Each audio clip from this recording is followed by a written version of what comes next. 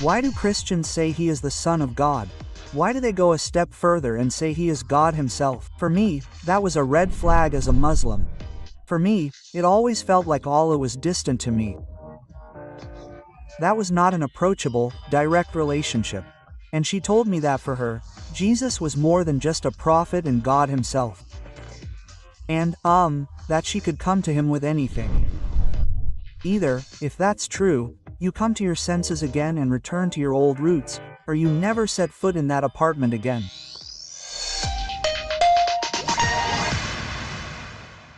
So my Muslim faith was very important to me, too. Emphasize that again. And, I prayed, I fasted, I also went to the mosque on Fridays with my dad, and of course our faith was very important to us as a family. I grew up very liberal. But my life back then was very different than it is today, I have to say, as a Christian.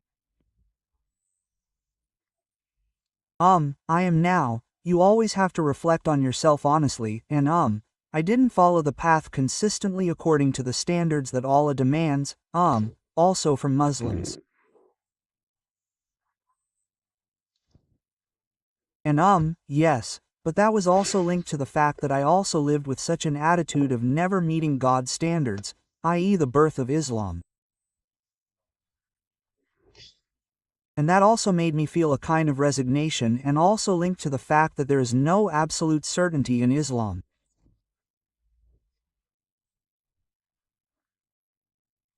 That means that no matter how hard you try and strive, you always live with this feeling. Hey, it might not be enough for you in the end, because it is said that the door of paradise is wide open for those who follow the standards, the rules, let's say, of Allah and are obedient to him.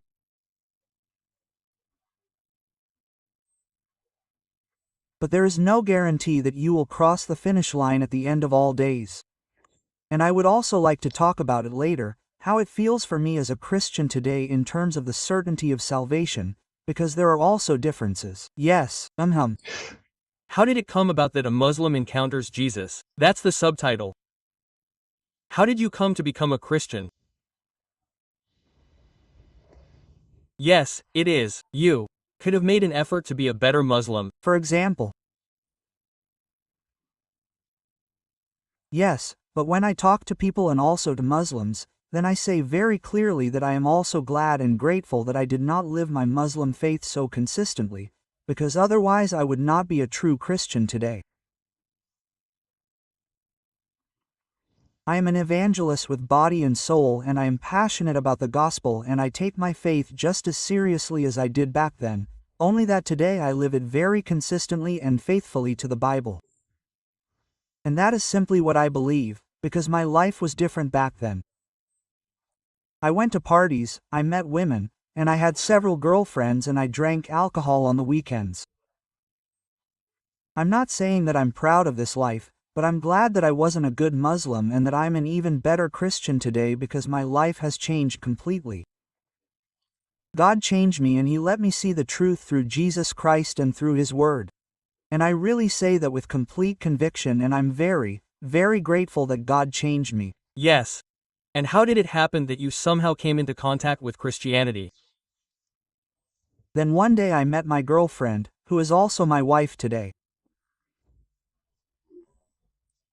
And during that time we talked a lot about our faith. I told her about my Muslim faith, she told me about her Christian faith, and then we also talked about the question of relationships, the question of relationships with God. So, what is your relationship with God and how do you perceive Him? And for me, it always felt like Allah was distant, that there was no close, direct relationship. And she told me that for her, Jesus was more than just a prophet and God Himself, and that she could come to Him with anything, and of course in her native language. And of course, when I prayed in Arabic, and for me it was more like a catalog of rules that you go through, even a prayer. But for me, it wasn't a really close relationship that I experienced, and that fascinated me a lot. And the more we talked about it, also about faith, and exchanged ideas, the more something changed in my heart, that I became more and more interested in the person of Jesus Christ. Above all, why do Christians say that he is the Son of God? Why do they go a step further and say that he is God himself? For me, as a Muslim, that was a red flag because for me he was an important prophet, but I would never have believed that he was God himself or the Son of God. And at first, I resisted it, but it took shape in my heart, and I said, okay, maybe I should get to know him better. So, it's actually a boundary that you cross as a Muslim, but it's something I remember. And then at some point, I opened the closet of my wife's apartment, as I said, when she was still my girlfriend at the time, and just out of curiosity, I looked and saw what books she had in there. And then I saw the Bible and thought, it reminded me, hey, we've had so many conversations about Christianity and Jesus, why don't you just open the Bible and read it? And then I said, and that's the crazy thing about it. I said, Jesus, if you exist and you are truly the Son of God, then reveal yourself to me and prove to me that I believe in you, that you are truly the Son of God. But I'll give you a chance. And then I read in the Bible. I started with Revelation and I mean, all the way back. All the way back, yeah, really tough stuff, like that in Arabic. Yes, I started at the very end with Revelation, so my wife and brothers-in-law were like, why didn't you start with the Gospels and so on? But it was exciting for me, just the dynamic in it, until I got to the point in John chapter 14 verse 6, where Jesus says, I am the way, the truth, and the life. No one comes to God except through me. Quote. So, I'd like to emphasize that again, except through me. And that moved my heart so much, it moved me so much, and I couldn't even let go of it, because it moved me so much. And the more I researched it, also in other places, the more a picture emerged in my mind and I really felt such a wonderful feeling in my heart that cannot be put into words. And I also accepted that for myself, well later on, it was a process of 3 years. So I didn't become a Christian in half a year or so. I also visited churches and talked to people, followed their services closely and talked to people. What fascinated me so much was the love of people for one another. Without this condescending attitude or hey, you have to follow these and these rules or standards so that you can earn God's justice, his salvation. That's how it was for me as a Muslim. I thought I had to earn it in order to be truly righteous before God. And then I was told, no, with the God of the Bible it's different. It's different there, but maybe we'll come back to that point. Exactly. And then I also decided, after Jesus revealed himself to me, to give my life to him through his word. And that was simply true for me. So, and then you come from a Muslim family and then you went home to your parents and said, I believe Jesus is not just a prophet and I am now a Christian. Right? Quote. Of course, I had this moment with my dad. Of course, the situation wasn't easy either. He found out about it, and so did the rest of the family. First my mom found out, then later my brothers and finally my pope.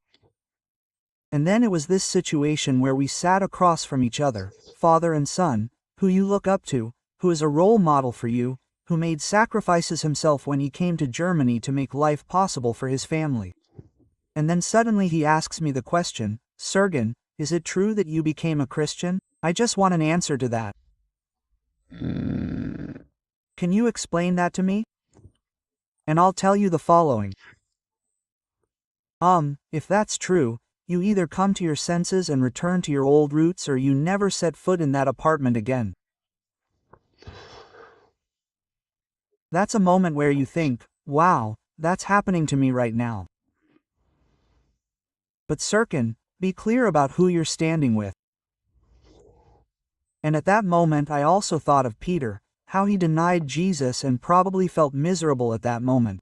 He even denied him 3 times. And then I looked at my Pope. I looked deep into his eyes and said, "Dad, I love you. But Jesus is my Lord.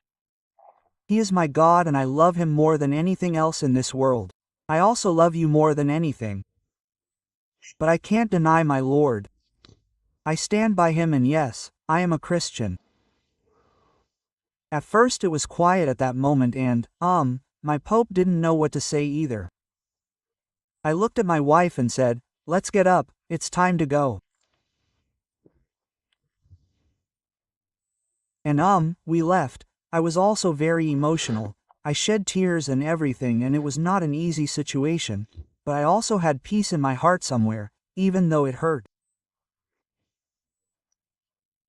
I also had peace because I stand by Jesus and he is the best thing in my life. Were you able to talk to my father?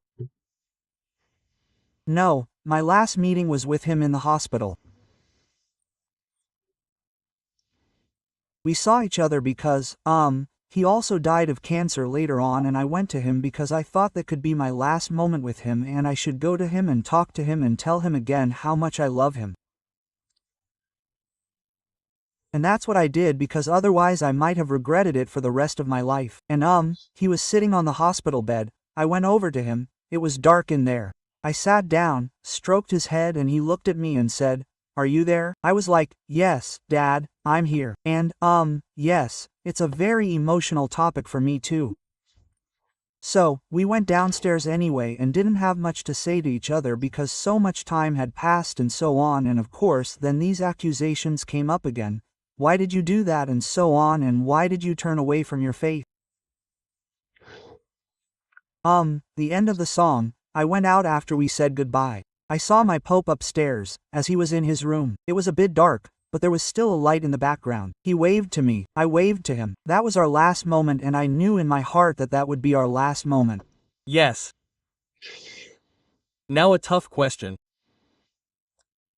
Why was it worth it, your new faith, that you also experienced this rift with your family?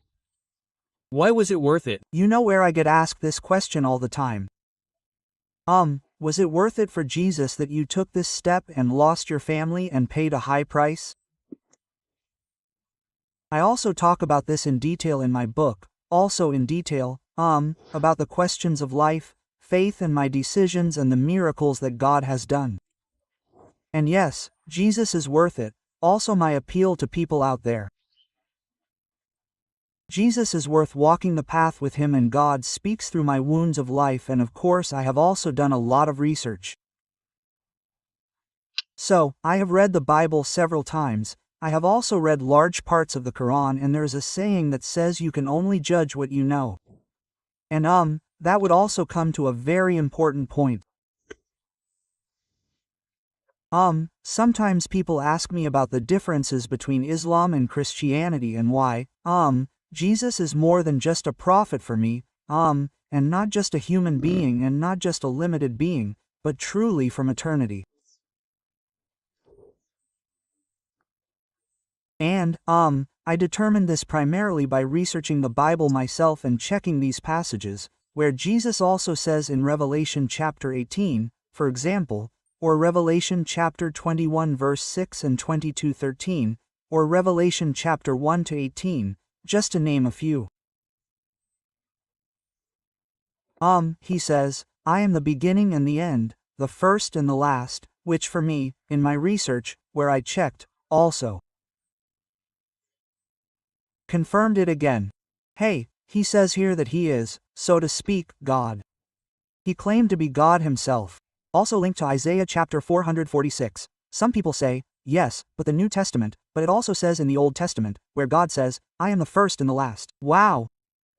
And when I look in the Quran in Surah 573, Allah speaks and says about himself, he is the first and the last. And because that's always the question, where Muslims say, where does Jesus claim to be God himself? And that's where I also get into conversation with Muslims and they don't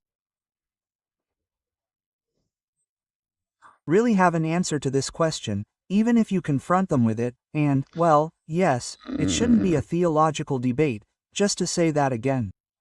Anyone who would like to have this with you is welcome to contact us, right? I think you're happy to talk to anyone. Yes, for example, I've also learned a lot through my theology studies, of course, also about God's Word. Today, Ingo, I really live in this attitude. Hey, I love my God, I praise Him and I glorify Him, and I also courageously go out into the public to talk to people, to talk to Muslims, to other Christians, to strengthen their faith, and also to people who live in religion. I rarely meet people who grew up with the Christian faith who have such a passion as you. Thank you for telling us about it, Dan, and as I said, that's my fire. I feel it warmer. Thank you for being part of the EFES Talkwork. By the way, this show is financed exclusively by donations, and if you would like to support the production of the Talkwork, then of course you can do so with your donation. You can find all the information about it on our homepage fyes.de or in our free app. And while you're there, discover the whole world of FS. It's much more than just the Talkwork. You'll find live radio, videos, podcasts, and much more there. EFS, we are where you are. EFS. Yes.